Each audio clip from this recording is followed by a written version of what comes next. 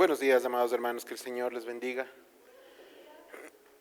Es, es llamativo e inevitable que el Señor toque nuestros corazones en momentos de alabanza, de adoración, de exposición de la palabra.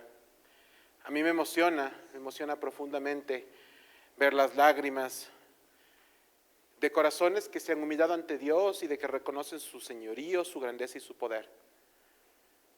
Hoy me ha conmovido escuchar una canción que no la escuchábamos hace algún tiempo, Tu Fidelidad.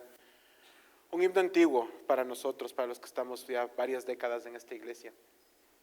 Y con mucho significado y carga también emotiva, emocional. Porque lo que le decimos a Dios en esas notas es reconocer que Él es fiel, ha sido fiel y será fiel. No les quepa la menor duda, amados hermanos, sin importar lo que estemos pasando, la fidelidad de Dios permanecerá.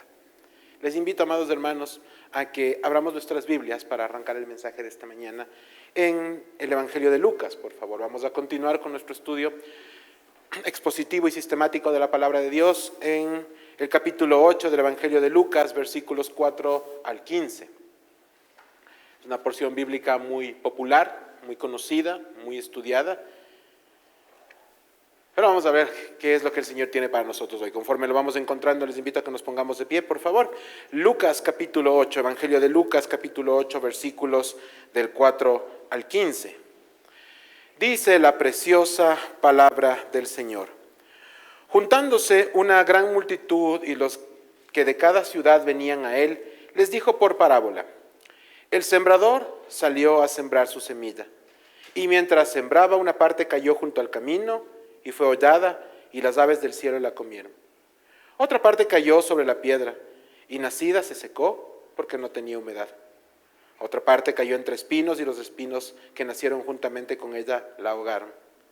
Y otra parte cayó en buena tierra, y nació, y llevó fruto a 100 por uno. Hablando estas cosas, decía a gran voz: el que tiene oídos para oír, oiga.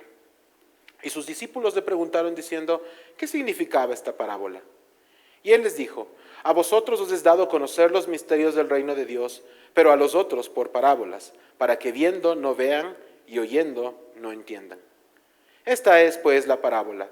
La semilla es la palabra de Dios, y los de junto al camino son los que oyen, y luego viene el diablo y quita de su corazón la palabra para que no crean y se salven. Los de sobre piedra son los que, habiendo oído, reciben la palabra con gozo, pero estos no tienen raíces, creen por algún tiempo y en el tiempo de la prueba se apartan. La que cayó entre espinos, estos son los que oyen, pero oyéndose son ahogados por los afanes y las riquezas y los placeres de la vida y no llevan fruto. Mas la que cayó en buena tierra, estos son los que con corazón bueno y recto retienen la palabra oída y dan fruto con perseverancia. Amén. Tomen asiento, amados hermanos. Les decía que efectivamente esta es una predicación muy común, es muy conocida, es muy popular. Pero déjenme compartirles que durante los días previos a la preparación de este mensaje, he sido confrontado en varias ocasiones conmigo mismo sobre lo que el texto bíblico dice. Y es que en realidad la exposición que el Señor hace y luego la explicación que da debe llevarnos a ser confrontados en nuestros corazones por las cosas que estamos viviendo y nos están pasando. Amados hermanos, quisiera pedirles algo, y esa va a ser nuestra oración en un momento más antes del mensaje formal. He orado con los siervos antes de empezar el servicio y les he dicho: hermanos, pidámosle a Dios que nos dé corazones enseñables. ¿Qué significa esto? Significa que debemos estar dispuestos a escuchar con atención y que el Señor sea el que ministre nuestros corazones sin importar cuántas veces hayamos escuchado esta u otra porción, de tal manera que el mensaje que Él tiene para nosotros en este día llegue al tipo de corazón y de terreno que la parábola del sembrador nos invita a hacer. No creamos, no pensemos que ya lo sabemos todo. No vayamos a suponer que dominamos algo, Porque lo único cierto cuando uno explora la palabra del Señor a profundidad es que mientras más aprende se da cuenta de que más ignora. En ese sentido, quisiera invitarles, motivarles, exhortarles a que bajo la guía del Espíritu Santo busquemos revisar cada prédica, cada mensaje que se haga desde este o de cualquier púlpito y escudriñar la palabra de Dios a la luz de sí misma. No creamos, hermanos, que porque alguien se para aquí o en otro púlpito y nos dice algo, eso es verdad solo por quien lo dice, sino que tenemos la responsabilidad y la obligación de ir a nuestras casas, de abrir la palabra de Dios y de poder estudiarla y pasarla por el tamiz de la verdad. Solo así, hermanos, así y solo así estaremos dando cumplimiento a lo que Dios nos pide. Meditar, escudriñar, vivir y compartir la palabra de una manera efectiva.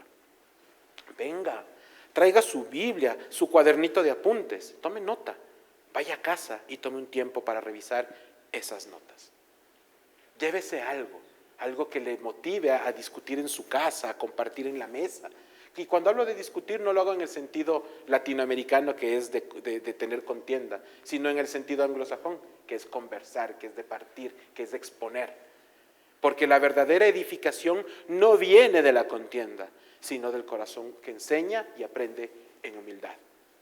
En ese sentido, amados hermanos, esta es una invitación para que los cristianos de muchos años que están aquí o que estamos aquí, para los cristianos que no son de muchos años, que son nuevos en la fe, cualesquiera sea el grupo, el corazón debe estar abierto a escuchar la palabra de Dios. No pensemos los más antiguos que porque estamos muchos años ya lo sabemos. No piensen los que acaban de llegar que porque están poco tiempo ya lo saben. Pensemos siempre que la palabra de Dios tiene algo para nosotros en todo tiempo. Es una fuente inagotable de sabiduría, es una fuente inagotable de ministración.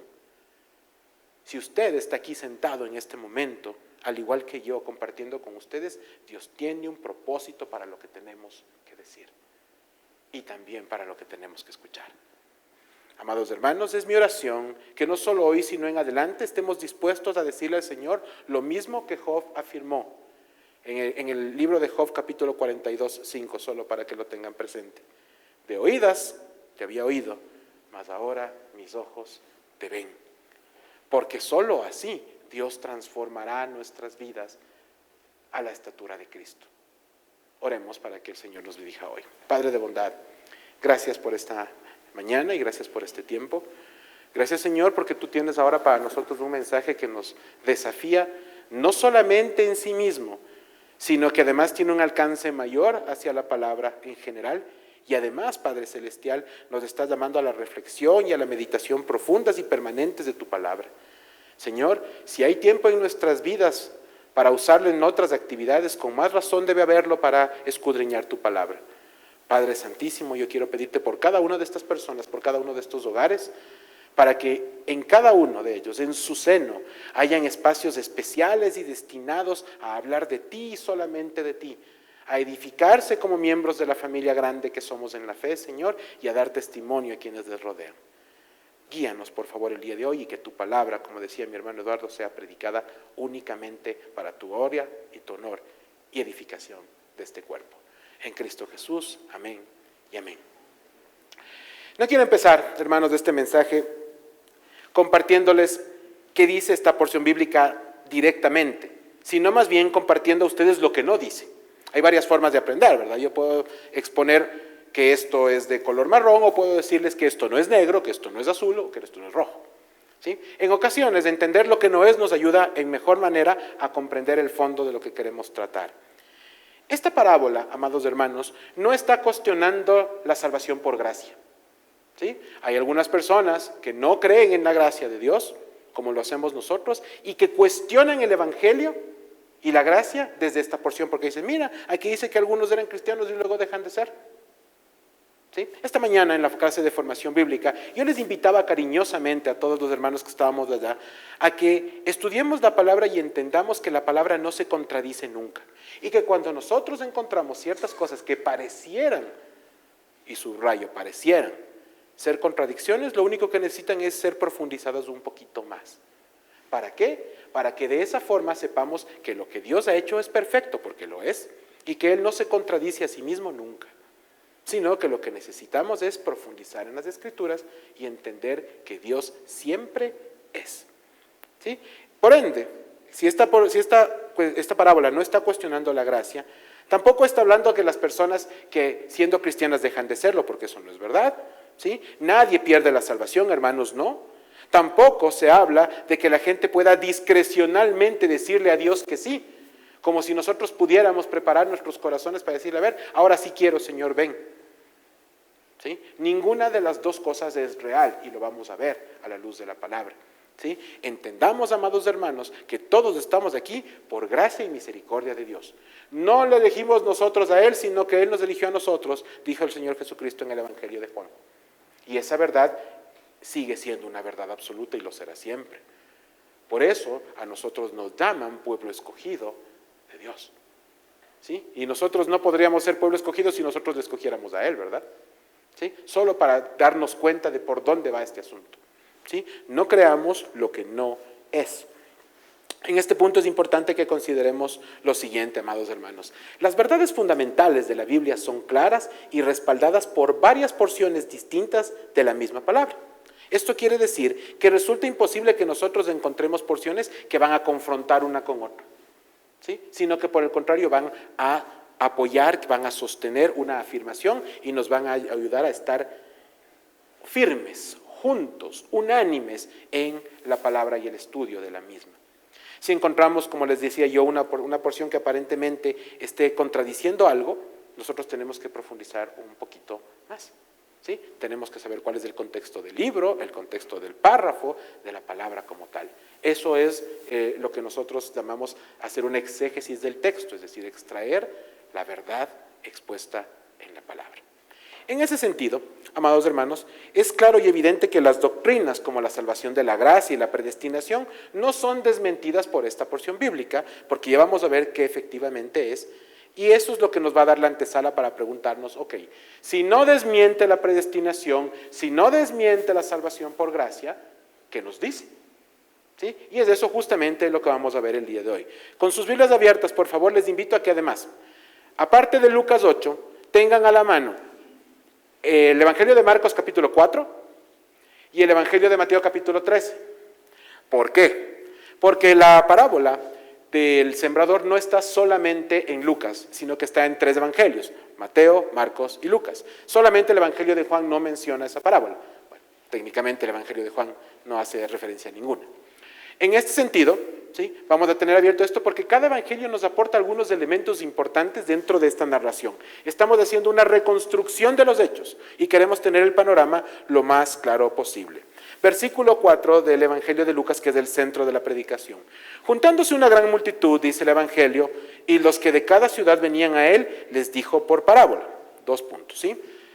Antes de entrar en la parábola, nos quedamos la semana anterior en el cierre de la enseñanza del Señor Jesucristo, inclusivo, ¿verdad? Invitando a las mujeres y a la gente, a Simón, así, y compartiendo con Simón, a pesar de que era fariseo y otras cosas más, siempre dando apertura para recibir el mensaje del Evangelio. ¿Sí? Eso nos pareció algo motivante y bonito, y recuerden ustedes que les había lanzado un desafío, ¿verdad? Ese desafío de orar por una persona para que ocupe esas sillas que están a su alrededor, ¿sí? Y para las personas que ya llegaron, que ya están aquí, y usted las identifica, que usted no deje de darles un abrazo y de hacerles sentir bienvenido, porque el cuerpo de la iglesia somos todos, ¿sí? Eso habíamos concluido la semana anterior. Maravilloso. El versículo 4 ahora nos dice que una gran multitud venía de diferentes ciudades. Vamos a apoyarnos un poco, como les dije, en las narraciones bíblicas de otros evangelios. Voy a irme entonces ahora sí, un momento a Marcos 4. Voy a dar lectura a los versículos del 1 al 3. Otra vez comenzó Jesús a enseñar junto al mar y se reunió alrededor de él mucha gente, tanto que entrando en una barca, se sentó en ella en el mar y toda la gente estaba en tierra junto al mar y les enseñaba por parábolas muchas cosas y les decía en su doctrina. ¿Sí? 2 puntos. Ya vamos a llegar a eso. Jesús se encontraba a orillas del mar de Galilea y con certeza el Señor enseñaba a muchas cosas interesantes y empezó a enseñar con un grupo pequeño que poco a poco fue creciendo. A tal punto que el Señor estaba literalmente orillado. Orillado significa llevarse a la orilla, ¿verdad? Caminó hacia allá, ¿sí? Y no encontró una mejor forma de poder hablar a la gente que subirse en una barca y ubicarse en un lugar un poquito más alto, pero con la gente por acá, ¿no es cierto? Pensemos en el mar. Cuando usted llega, si usted supone que esto es el mar, ¿sí? Y usted llega por la parte de allá, el mar se va haciendo más profundo hacia abajo, ¿no es cierto? Así funciona. Si uno va caminando más, el agua le va llegando más arribita. ¿Sí? Piense usted que es lo mismo. Entonces el Señor Jesucristo se sube en la parte de acá, ¿sí? Y tiene una barca con un poquito de elevación como esto para poder hablar al auditorio completo, ¿sí? Y que toda la gente pueda oírle de la mejor forma posible. Ese era el objetivo, y que además, haciendo esto, pues obviamente no le estén empujando ni en medio de lo que significaba un tumulto como tal, ¿sí? Eso facilitaba el tema de la predicación como el Señor la había preparado. Antes de proseguir, es necesario que le demos a esta parábola el lugar que le corresponde, ¿sí? Nos dice la narración bíblica que el Señor Jesús explicó su significado a los discípulos un poquito más adelante, ¿sí? Pero ¿cómo inicia esa explicación a los discípulos en el Evangelio de Marcos? Lo hace diferente al de Lucas. Me voy a ir un ratito en el mismo capítulo 4 de Marcos, al versículo 13 esta vez. Pregunta, si alguien necesita una Biblia, paréntesis nada más, por favor nos levanta la manito y con gusto le podemos prestar una Biblia, con mucho gusto. Versículo 13 de Marcos 4, y les dijo: ¿no sabéis esta parábola? ¿Cómo pues entenderéis todas las parábolas? En otras palabras, la comprensión, dice el Señor Jesucristo, la comprensión de esta porción bíblica es fundamental y clave para que podamos entender las demás parábolas. Entonces resulta que la parábola del sembrador no es una más de un grupo de enseñanzas, sino que tiene un lugar importante, un lugar superlativo. Y nosotros tenemos que darle la misma importancia. Por eso ahora hemos tomado un espacio un poquito extenso y profundo, justamente para que nos quede claro a todos lo que el Señor quiso decir con esto. De tal manera que cuando estudiemos las demás parábolas que ya vendrán en la narración bíblica, podamos entender con la base de haber dejado claro esto, ¿sí? Esta es una de las cosas que yo no había caído en cuenta antes. La parábola del sembrador es extremadamente importante y base para entender las demás. Entonces, vamos a concentrarnos en esa tarea de entenderla en su fondo real. Vamos nuevamente, versículo 5, parte A del Evangelio de Lucas, otra vez capítulo 8. El sembrador salió a sembrar su semilla, y mientras sembraba una parte cayó junto al camino y fue hollada, y las aves del cielo la comieron. Empecemos por definir algo. ¿Quién es el sembrador? ¿Sí? Entonces, ¿quién es el sembrador? Jesús, Dios, dicen, ven qué interesante. Yo recuerdo en varias ocasiones que esta pregunta se hizo y yo entre ustedes respondí lo mismo. Jesús, Dios. Déjeme decirle, amado hermano y amada hermana, que el sembrador no es necesariamente Jesús. El sembrador en este caso es cualquier persona que está predicando la palabra de Dios, que está enseñando, que está compartiendo la palabra de manera general. Eso ya nos va a dar otro contexto, ¿verdad? Porque el sentido formal de todo esto no está en el sembrador como tal, ¿no es cierto? Y por eso la palabra de Dios no hace una alusión específica en ninguna parte. Dice, un sembrador salió a hacer, y nada más. Si ustedes que son estudiosos de la palabra y saben que más adelante en el Evangelio de Lucas viene la parábola del trigo y la cizaña, ahí sí se nos dice quién es Dios dentro de ese tema. Aquí no, ¿sí? Entonces estamos hablando de cualquier persona, ¿verdad? El sembrador sale, ¿sí? Y nos dice, ¿qué nos dice? ¿Sí? El Evangelio de Marcos, regreso a Marcos, capítulo 4, versículo 14, dice, el sembrador es el que siembra la palabra. Punto. Nada más, ¿sí? Ese es el sembrador. Cuando estamos predicando aquí, cuando usted está compartiendo la palabra en la mesa a su familia, cuando usted tiene un estudio en casa, cuando viene a las clases de formación bíblica, usted escucha a sembradores que están sembrando la palabra, ¿sí? Eso es todo lo que quiere decir esto. Entonces, la palabra es un término además general. No está hablando de una palabra específica, sino de toda la enseñanza bíblica, de toda la palabra de Dios como tal, ¿sí? Y tenemos que nosotros enfocarla como lo que es, en términos generales, la palabra de Dios, la revelación misma de Él, ¿sí? Ahora entendamos a qué se refiere con los campos y por qué se utiliza el tema del sembrador como tal. ¿Por qué esta figura? No sé si alguno de ustedes es ingeniero agrónomo entre nosotros, ¿no? ¿O sabe de agronomía o algo de eso? Entonces puedo hablar sin temor a que me critiquen. Perfecto. Yo no soy nada que ver, no tengo nada que ver con los agrónomos ni nada por el estilo, pero sí sé que en estos tiempos, ¿sí?, la tecnificación de la agronomía es crítica, ¿verdad? Si uno visita una plantación, va a encontrar surcos perfectamente hechos, va a encontrar riego hidropónico y no sé qué otras cosas más que existen ahora, ¿verdad?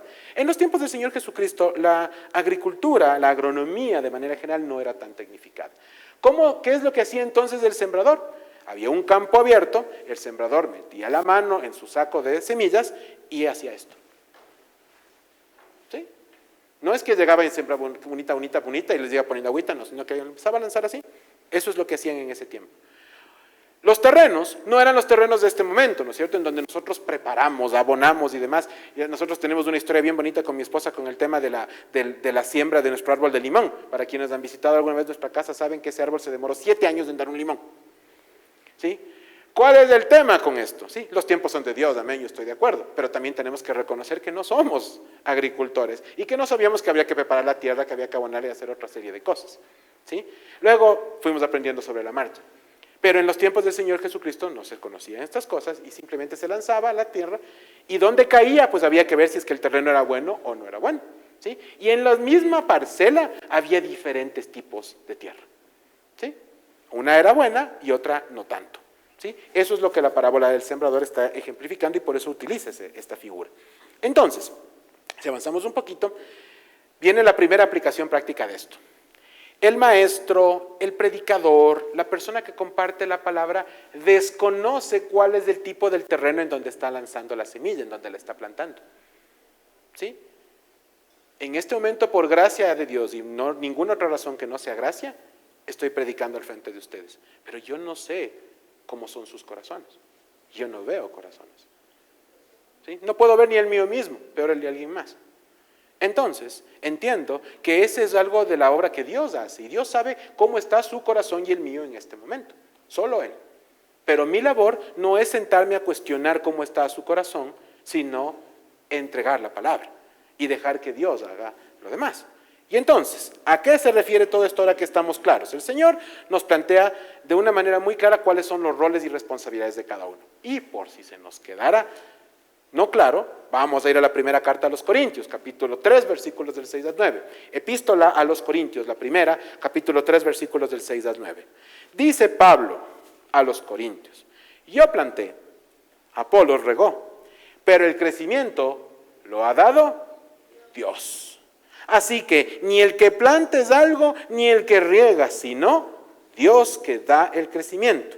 Y el que planta y el que riega son una misma cosa, aunque cada uno recibirá su recompensa conforme a su labor.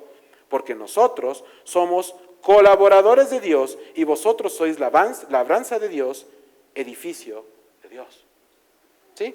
Entonces, queda clarísimo que en la parábola del sembrador, el sembrador no era Dios como tal, sino cualquiera de nosotros. Por eso dice, el que siembra no es, el crecimiento lo da Dios. Ese es el importante. No significa que entonces no vamos a dejar de hacerlo, en absoluto. Nuestra responsabilidad y nuestra obligación es sembrar la palabra, predicar la palabra, por supuesto. Pero no debemos preocuparnos como predicadores, como maestros, como quienes compartimos eso, cómo está el corazón de las otras personas. Podemos orar por ellos, pero no debe ser objeto de nuestra preocupación. Eso es un tema de Dios. ¿Sí? Él hace las cosas. Y esto les digo, amigos, porque en varias ocasiones, en otros momentos, escuché a más de uno decir, no, pero es que yo para qué predico si al final del día la gente igual hace lo que quiere.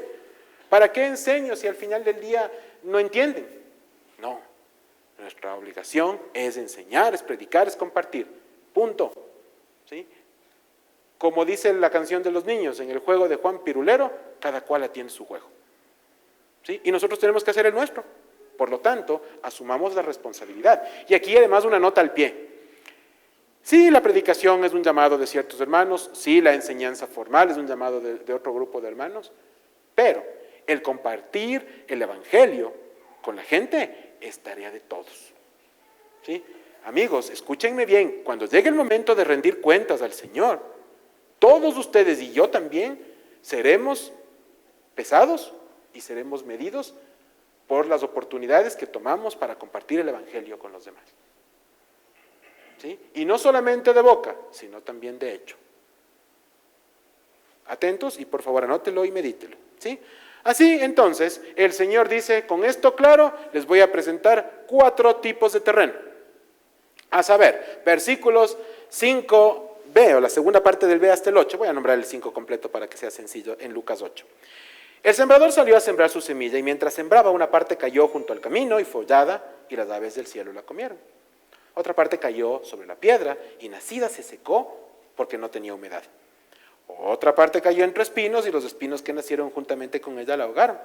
Y otra parte cayó en buena tierra y nació y llevó fruto a 100 por 1.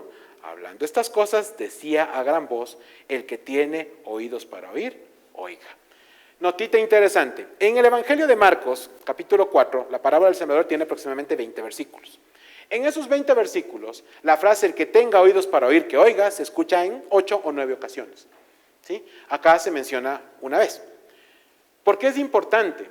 Porque el Señor nos está llamando la atención, diciendo, oigan, todos tienen oídos, oigan, escuchen, por algo están aquí, por algo estamos aquí, tenemos que escuchar la palabra, pero no escucharla por cultura general, pero no escucharla por información o por recapitular datos, sino para que realmente transforme mi corazón. Yo debo dejar que Él ministre mi vida. Y no pensar que yo tengo que entender la aplicación porque soy muy inteligente, ¿sí? Porque de hecho yo no puedo entender en mis fuerzas. Solamente la obra del Espíritu nos lleva a esto. Y entonces, 4 tipos de camino. El versículo 8:5 de Lucas, estamos hablando de la semilla que cayó junto al camino y fue pisoteada y las aves se la comieron. En el 8:6, la que cayó sobre la piedra, brotó pero se secó porque no había humedad. 8:7, cayó entre espinos y los espinos crecieron junto con ella y la ahogaron. 8:8, buena tierra, creció y produjo fruto al 100 por 1. Ok, entonces, con esto claro, nosotros vemos lo que el Señor Jesús les dijo. A ustedes, les decía a los discípulos, les es dado que conozcan lo que significa, pero a los demás les abro en parábolas, para que oyendo no entiendan. Y bueno, cuando yo escuchaba esto, no decía, ¿cómo es esta situación? Si nosotros oímos con oídos humanos y de carne, nosotros nos quedamos simplemente hasta el versículo 8 de Lucas, en donde entendemos que hay semillas que llegan superficialmente, otras que llegan más profundamente, unas crecen, otros no, y las que se quedan afuera simplemente son consumidas por los cuervos, dice, ¿verdad? ¿Sí? Pero para los espirituales, para aquellos que somos templo del Espíritu Santo, no nos quedamos en una enseñanza de agricultura, ¿sí? Porque esto no es una enseñanza de agricultura, no es un taller de siembra. El objetivo era revelar una verdad espiritual importante, ¿sí? Y así que nosotros vamos a trascender un poco más porque, pues como dice la palabra, nosotros somos espirituales porque el Espíritu de Dios mora en nosotros, ¿sí? Y entonces, este tema de las parábolas que permitía a unos entender y a otros no, cumple lo que dijo el profeta Isaías aproximadamente 700 años antes. Esto en cambio está recogido en Mateo y obviamente hace referencia a una porción del capítulo 6 de Isaías. Mateo capítulo 13 versículos 14 al 16. De manera que se cumple en ellos la profecía de Isaías que dijo, de oído oiréis y no entenderéis, y viendo veréis y no percibiréis, porque el corazón de este pueblo se ha engrosado, y con los oídos oyen pesadamente, y han cerrado sus ojos, para que no vean con los ojos, y oigan con los oídos, y con el corazón entiendan, y se conviertan, y yo los sane. Pero viene lo bonito, porque ese juicio está feo. 16, pero bienaventurados vuestros ojos, porque ven, y vuestros oídos, porque oyen. El Señor explica a sus discípulos que el mundo entendería lo literal de la porción bíblica. Pero la parábola tenía un significado, como les dije hace un momento, y el Espíritu Santo que mora en ustedes y en mí es el que nos da ese salto. Por lo tanto, somos bienaventurados, somos bendecidos, porque estamos oyendo y estamos entendiendo lo que realmente está atrás de esta enseñanza. El evangelista Mateo finaliza justamente con el versículo 16, esta parte, porque nos da el aliento, ¿no es cierto?, al saber que como hijos de Dios, como discípulos, como cristianos, tenemos ese privilegio de poder entender la palabra de la manera correcta. Y eso es un privilegio que no tiene par, amados hermanos. Hablemos ahora sí del significado de la parábola, cuando ya hemos pasado la parte de agricultura, ¿verdad? El versículo 11, volviendo nuevamente a nuestra porción, dice, esta es pues la parábola. La semilla es la palabra de Dios, ya lo sabíamos, lo hemos hablado y queda claro. Versículo 12, la semilla que cayó junto al camino.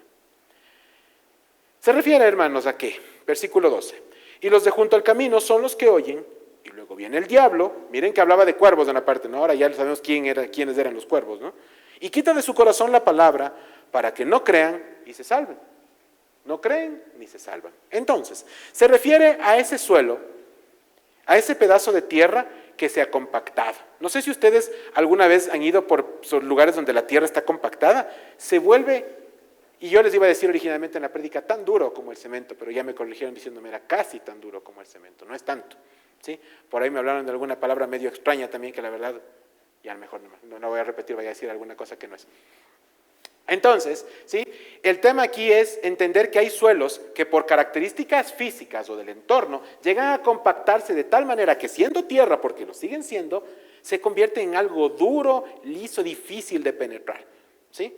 Entonces, la palabra de Dios habla justamente de una tierra de esas características y de un corazón que tiene esas características.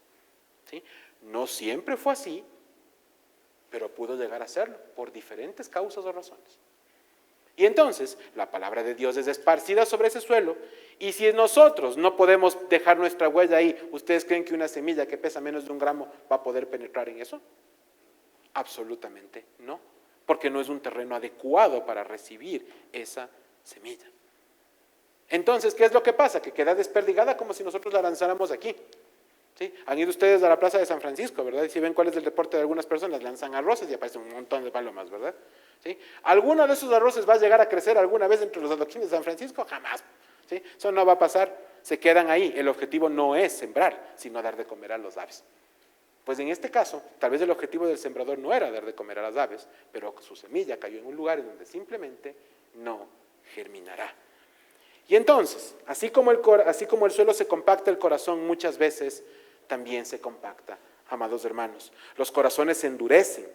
Fueron corazones que se empezaron a burlar del Señor, que no entendieron las cosas como son, que ya no se conmueven con nada.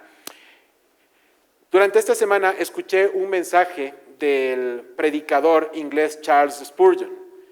Charles Spurgeon, al referirse a esta parte puntual, decía: hermanos, qué duro es que muchos de ustedes, estando tanto tiempo en los caminos de la fe, textualmente decía él, hayan escuchado una verdadera camionada de prédicas por montones, y que en este momento escuchen la palabra y ya no les brote una lágrima, ya no se les mueva el piso, ya no sean maravillados, ya es como leer las columnas de un periódico.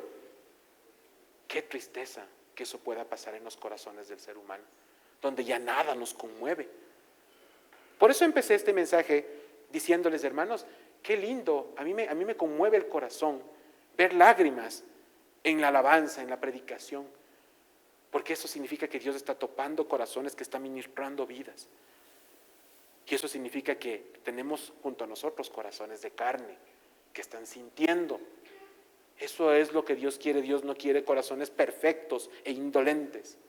Quiere corazones de carne que se duelan, que se conmuevan por la predicación de la palabra, por la ministración en alabanza, por la oración.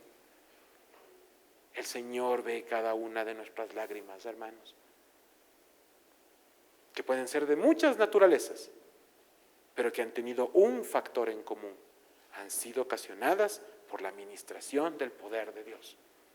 Cada una de las alabanzas y adoraciones que ustedes escuchan en esta iglesia son cuidadosamente seleccionadas por el ministerio de alabanza. ¿Para qué? Para garantizar que sean bíblicas y que cuando nosotros alabemos y adoremos, estemos dándole el honor a quien verdaderamente corresponda. Por eso los corazones se constriñen, porque están escuchando palabra cantada. Esa es la razón. Entonces, amados hermanos, ¿sí?, debemos entender que corazones que no son capaces de condolerse, de sufrirse o de sentir algo, cuando leemos el Evangelio y vemos a un Señor Jesucristo burlado, castigado, crucificado, y que además que no les provoque nada, cuestionan quién es Dios y cuál es su voluntad, son corazones a los que se refiere esta porción de la palabra. ¿Sí? No estamos aquí para eso. Amados hermanos, me ha golpeado fuerte, porque en realidad yo decía, Señor, ayúdame y ayúdanos a que nuestros corazones se conduelan y se conmuevan por el poder de tu palabra, siempre. No permitas nunca que nos resbale lo que tienes que decirnos, que se pase de largo, que parezca común, que parezca silvestre, porque no lo es. La palabra de Dios es vida, la palabra de Dios es eso. Él mismo, su aliento mismo.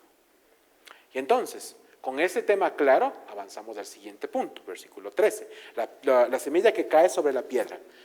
¿Qué nos dice el versículo 13? Los de sobre piedra son los que, habiendo oído, reciben la palabra con gozo. Pero estos no tienen raíces, creen por algún tiempo y en el tiempo de la prueba se apartan. Este grupo de corazones, hermanos, son aquellos que, habiendo escuchado, parecen, entre comillas, ¿sí? Parecen haber creído. Cumplen con ciertas actividades en la iglesia, dan algún testimonio, se involucran incluso tenuemente, pero después de un tiempo se enfrían y vuelven a sus caminos anteriores como si nunca los hubiesen dejado verdaderamente. Déjenme decirles, hermanos, que con dolor yo conozco un nutrido grupo de personas que parecen encajar en este tema. ¿Sí? Para quienes nos acompañan en la historia, éramos guambritos en ese tiempo, por allá está el Panchito, que en ese tiempo tenía pelo también. Se sentaba con nosotros en este lado, ¿sí? El grupo de jóvenes de ese tiempo ponía 70 personas aquí, en este lado, solo 70 jóvenes, solo jóvenes, ¿sí? Lindo, pues una maravilla, pasábamos, lindo, la verdad, un grupo muy bonito. De ese grupo, hoy, estamos aquí 2 personas. 2. ¿Dónde están los demás? Aquí estuvieron, escucharon predicación, escucharon palabra, fueron ministrados, lloraron, dieron testimonio, hicieron de todo. ¿Dónde están? Me encantaría decirles, amados hermanos, que ellos están ahorita en otras iglesias, que emprendieron otras obras. Si yo puedo contar de ese grupo 5 que han hecho eso, es bastante. Sí, más o menos sé dónde están y me duele el corazón, porque no sé qué pasó con ellos.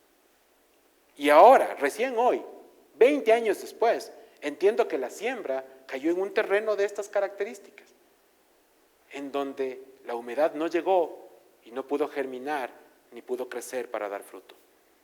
Dios tenga misericordia y ojalá algún día todos ellos puedan regresar a los caminos del Señor. Pero lo cierto es que hoy pienso más en esta porción bíblica. Y me duele, les digo, realmente es algo que digo con dolor porque me apena mucho. Entonces, hermanos, ¿qué pasó con esa gente? Vivieron las mieles del primer amor, lo que es bonito, ¿verdad? Es que sí, les vamos de misiones y hacemos un montón de cosas bonitas, todo bien. Pero cuando llegaron las dificultades, cuando soplaron los vientos difíciles, entonces era mejor regresar y más fácil volver al mundo, antes que seguir buscando de Dios. Qué triste, ¿verdad? Pero eso es lo que la palabra nos dice ahora. Los hermanos que tienen este tipo de corazones se disipan con el devenir de las pruebas y las dificultades. Y ojo, ¿no? Nosotros sabemos que las pruebas de Dios tienen el objetivo de edificarnos, de levantarnos, de hacernos mejores. Pero ese grupo de hermanos no entendió eso y prefirió apartarse y decir, no, mejor no una prueba, mejor sigo viviendo como vivía antes. Y las viejas costumbres afloran así. ¿Sí? Es lo más fácil. ¿Y por qué es lo más fácil? Porque es lo mejor que sabemos hacer, pecar. Es lo que mejor sabemos hacer. Entonces volver a eso resulta sencillísimo. Pero la palabra de Dios nos dice que nosotros no debemos buscar lo que es fácil, sino lo que perdura, lo que realmente vale. Y eso cuesta. ¿Sí? ¿Qué nos cuesta? Como dice el mismo Evangelio de Lucas, capítulo 14, cuando lleguemos, te costará todo. ¿Sí? Eso es lo que nos va a costar, absolutamente todo. Entonces, hermanos, este grupo de hermanos o de corazones nos encarna otra porción bíblica, aquella que menciona que salieron de nosotros, pero no eran de nosotros. ¿Sí? Entonces no estamos hablando de alguien que perdió la salvación, no, simplemente nunca fue parte de. Así de fácil. Versículo 14, entre espinos. La que cayó entre espinos, estos son los que oyen, dice el Evangelio, pero oyéndose son ahogados por los afanes y las riquezas y los placeres de la vida y no llevan fruto. Este otro grupo de corazones es particularmente llamativo. ¿Por qué? Porque resulta que nos encontramos con hermanos que son bendecidos por Dios, ¿sí? Vemos la bendición de Dios en ellos, pero la vemos con los ojos de carne. Si yo les digo a ustedes que Dios les bendiga, o cómo concibe usted la bendición, la mayoría de ustedes, de nosotros, me incluyo en el tema, uno piensa en la bendición tipo cuenta bancaria, carro, casa, viaje, material, en líneas generales. Tendemos a pensar que la bendición de Dios solo es material, cosa que no es verdad, ¿sí? Hay muchísimas cosas, las más importantes no son materiales, ¿sí? Hay enfermedades que son fruto de la caída del hombre, del pecado, y que están en el mundo, que no tienen cura, no importa cuánto dinero o riqueza tenga usted. En otras palabras, no se puede comprar la salud a ese nivel. ¿Sí? Tener hijos amorosos, tener un hogar de bendición y demás es algo que el dinero jamás podrá comprar. Esas son bendiciones verdaderas, las grandes, las que importan. ¿Sí? Con todo lo que eso signifique. Pero nosotros tendemos a pensar que son materiales. Y entonces, este grupo de hermanos escuchan la palabra, son, entre comillas, bendecidos porque les empieza a ir en sus negocios, en sus trabajos, reciben recursos, entonces su situación mejora. Y automáticamente, conforme mejora su situación económica, más se aleja su corazón de Dios. Ese es el gran problema, ¿no es cierto? Y por eso la palabra nos dice que vienen las riquezas y la gente se diluye en las riquezas y en los placeres que el mundo ofrece en lugar de entender la palabra de Dios. Por eso, más de uno ora y ora correctamente diciéndole, Señor, nunca me des más de lo que puedo manejar, porque si me das más, mi corazón se va a apartar de ti. Y entonces mi confianza ya no descansa en el Dios de las Escrituras, sino en el número de ceros que yo tenga en mi cuenta bancaria, ¿sí? Donde yo pueda regresar a ver, tengo paz porque hay dinero. Amados hermanos, la verdadera paz no viene de nada material. La verdadera paz proviene únicamente de la fuente inagotable, de aquel que la da sin reproche y de una manera diferente a la del mundo, Cristo. Y entonces, cuando nosotros entendemos de eso, nos damos cuenta de que es muy fácil perderse en ese camino. La primera carta de Juan, capítulo 2, versículos del 15 al 17 al respecto dice, no améis al mundo, ni las cosas que están en el mundo. Si alguno ama al mundo, el amor del Padre no está en él. Porque todo lo que hay en el mundo, los deseos de la carne, los deseos de los ojos y la vanagloria de la vida, no proviene del Padre, sino del mundo. Y el mundo pasa y sus deseos, que hace la voluntad de Dios permanece para siempre. Entonces, es claro, es extremadamente claro, y no porque lo he mencionado yo, sino porque la palabra de Dios nos lo dice. Apártate de todo lo que el mundo te quiere ofrecer. Eso no significa que vamos a ser irresponsables, no significa que no vamos a proveer, por supuesto que sí, tenemos que honrar nuestras cosas, eso es correcto. Pero una cosa es que yo honre mis obligaciones y otra cosa que mi corazón y mi paz dependan de lo que tengo. Que por cierto, cualquier cosa que podamos tener puesta o guardada, nos la ha dado Dios. Ahí parte el tema. Y mucha gente se pierde en eso. De ahí que el Señor Jesucristo les dijo a sus apóstoles, es más fácil que un camello pase por el ojo de una aguja antes de que un rico entre al reino de Dios. Y no es que Dios tiene algo en contra de la gente que tiene riquezas, simplemente está diciendo lo que es una triste realidad. Cuando hay mucho, el riesgo de perderse es alto, ¿sí? Porque nuestra confianza deja de descansar en Dios. Y entonces, ¿sí?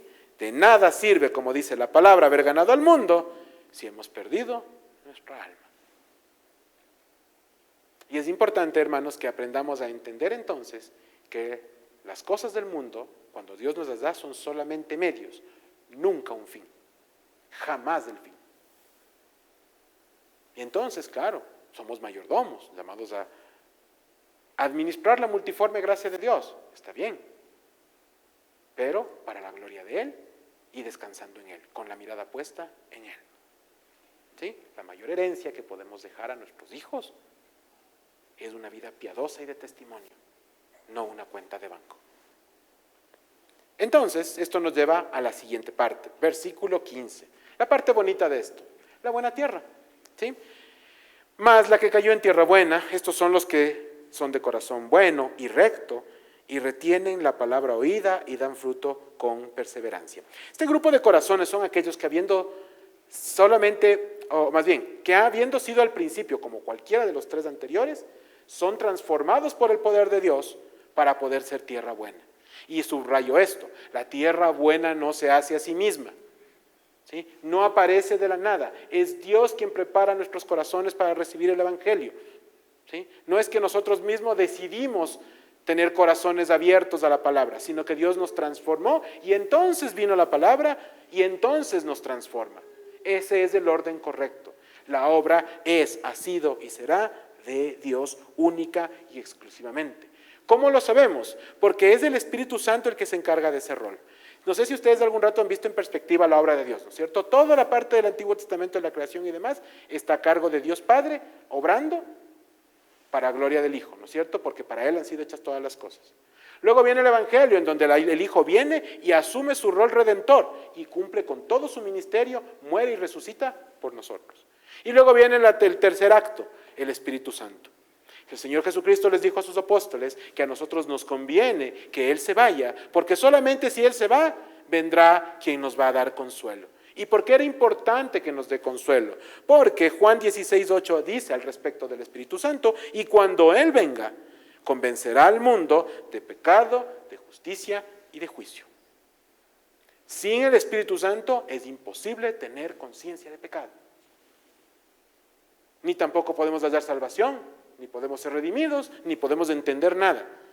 Era necesario que el Señor se vaya, terrenalmente hablando, para que el Espíritu nos pueda redarguir y llevarnos a sus pies. Así que, si nosotros tenemos claro esto, sabemos también que no hemos hecho nada para que eso suceda. Nosotros no hemos hecho nada en la creación, no hicimos nada cuando Cristo estuvo aquí, no estamos haciendo nada mientras Él reina, ni tampoco podemos hacer nada para salvarnos. Todo, absolutamente todo el plan de salvación es obra de Dios. A mí eso me da mucha paz, hermanos. ¿Por qué? Porque como es obra de Dios es perfecta y como Dios lo hace todo bien, no importa cuánto dañe, nunca la voy a perder. Porque Dios pagó por mí con la vida de su Hijo. ¿Sí? Usted y yo somos salvos en los méritos de Cristo y solo en los de Él. Por lo tanto, no hay nada que usted o yo podamos hacer o dejar de hacer que nos aparte de la gracia de Dios. ¿Sí? A mí eso me da mucha paz, no sé usted. Muchísima paz. Este terreno, entonces, que otrora estuvo muerto, vuelve a nacer por el poder de Dios. Y su palabra crece y da testimonio a muchos y gloria a solo uno, a Dios. El fruto, aquellas buenas obras de las que se nos habla en la carta de Santiago, aquel fruto preparado por Dios antes de la fundación del mundo que nos señala la carta a los Efesios, todo eso de ahí viene únicamente de una vida transformada y redimida. ¿Sí? Y el fruto tiene diferentes colores, tamaños, circunstancias. No todos estamos llamados a dar el mismo fruto, pero cada uno debe atender lo que el Señor le ha llamado a hacer. Eso sí. Entonces, amados hermanos, nos encontramos ahora sí con un espectro más grande, ¿no? Yo me hice un cuadrito acá, en donde podía ver en un lado cuál es el tipo de tierra, qué pasó con la semilla que es la palabra y lo que significaba respectivamente. Amados hermanos, esto nos lleva entonces a que nos hagamos una pregunta. ¿Con qué tipo de corazón o de terreno nos identificamos hoy? Y digo hoy, amados hermanos, porque yo no dudo de su relación con el Señor, no tengo por qué hacerlo. Doy gracias a Dios por sus vidas. Y ustedes saben cómo el Señor llegó en algún momento de su historia y transformó sus corazones y les llamó a salvación. Y yo no puedo sino dar gracias al Señor por eso. También tengo mi testimonio al respecto. Pero no sé cómo está su corazón hoy. ¿Cómo es su corazón hoy? ¿Es el corazón que ya habiendo recibido salvación ahora piensa que ya lo sabe todo de Dios? ¿O es ese corazón que todavía escucha más o menos, pero que no, ni chicha ni limonada y está ahí, ¿verdad? Bailando sin saber qué mismo. ¿O es ese corazón que viene acá, que se congrega, que está con nosotros, pero su confianza está descansando en la cuenta del banco o la cooperativa? ¿O es su corazón, el corazón que viene a ser enseñable, abierto a escuchar la palabra de Dios, a escudriñar, a validar y a creer en lo que Él nos dijo porque creemos en quién lo dijo? Esa es la pregunta que tenemos que hacernos. Quizá Hermanos, el día de hoy fue un día para romper enseñanzas, porque vimos que la palabra del sembrador no hablaba de ciertas cosas y que tal vez el sembrador no era quien creíamos que era. Y si es así, doy gloria a Dios por eso. Porque eso significa que hoy hemos entendido que por mucho que estudiemos una porción bíblica, Dios siempre tiene algo más que enseñarnos. Y siempre tiene algo que pulir en nuestras vidas. Y de ningún modo estamos ni medianamente cerca de saberlo todo. Ignoramos y necesitamos la revelación de Dios en nuestras vidas. Gracias a Dios porque su palabra es viva y eficaz y no solamente son impresiones en una hoja, ni tampoco una novela inventada. Es el aliento mismo de Dios del que estamos hablando. La segunda carta a Timoteo, capítulo 3, versículos 16 y 17 nos dice que toda escritura es inspirada por Dios y útil para enseñar, para redarguir, para corregir, para instruir en justicia. ¿A fin de qué? De que el hombre de Dios, hombre o mujer, sea perfecto y enteramente preparado. ¿Para qué? Para toda buena obra. En otras palabras, Él prepara las buenas obras y nos prepara a nosotros para hacerlas. ¿De quién es la gloria? De Él. Nunca, nunca es nuestra. Jamás. Cuando un escultor prepara una obra maestra, los aplausos son para el cincel. No, es para el maestro, para quien lo hizo. Y esta obra de la que estamos hablando nosotros, hermanos, es obra de Dios. Esta iglesia le pertenece al Señor. Si estamos aquí es para gloria de Él, no depende de ninguno de nosotros. Y yo doy gracias a Dios porque así sea. Porque eso es lo que ha hecho que esta iglesia prevalezca en el tiempo. Y lo que le sostendrá, aún cuando todos nosotros cerremos nuestros ojos en el futuro, Dios seguirá cuidando de su iglesia. Que no nos preocupe quién vendrá después, porque eso Dios ya lo sabe. Y eso es todo lo que importa. Amados hermanos, en otras palabras, el Señor nos enseña que Él es el único que conoce el destino cierto y único para cada uno de nosotros. Y que compartir lo que ha hecho en nuestras vidas es fundamental para nuestro testimonio y para cumplir con la labor que Él nos ha encomendado. Es mi oración, amados hermanos, amada familia en la fe, que no haya domingo, que no haya clase de escuela dominical, estudio bíblico o compartir de la palabra en donde salgamos siendo los mismos, sino que Dios nos bendiga y nos ayude a ser profundamente conmovidos por su palabra siempre que la abramos y la escudriñemos. Amén. Oremos. Padre amado, gracias por darnos este tiempo y gracias, Señor, por confrontarnos como lo has hecho. Señor, yo te quiero pedir, por favor, que tú obres en nuestros corazones para que con humildad entendamos cuál es nuestra condición y en ese espíritu y en ese sentir, Señor, te pidamos perdón y que busquemos siempre el pedirte a ti que tú obres para que nuestros corazones estén siempre abiertos a entender tu palabra, siempre dispuestos en humildad a conocer más de ti, Señor. Danos, por favor, corazones enseñables y que tu nombre sea exaltado en todo lo que hagamos. En Cristo Jesús. Amén y amén.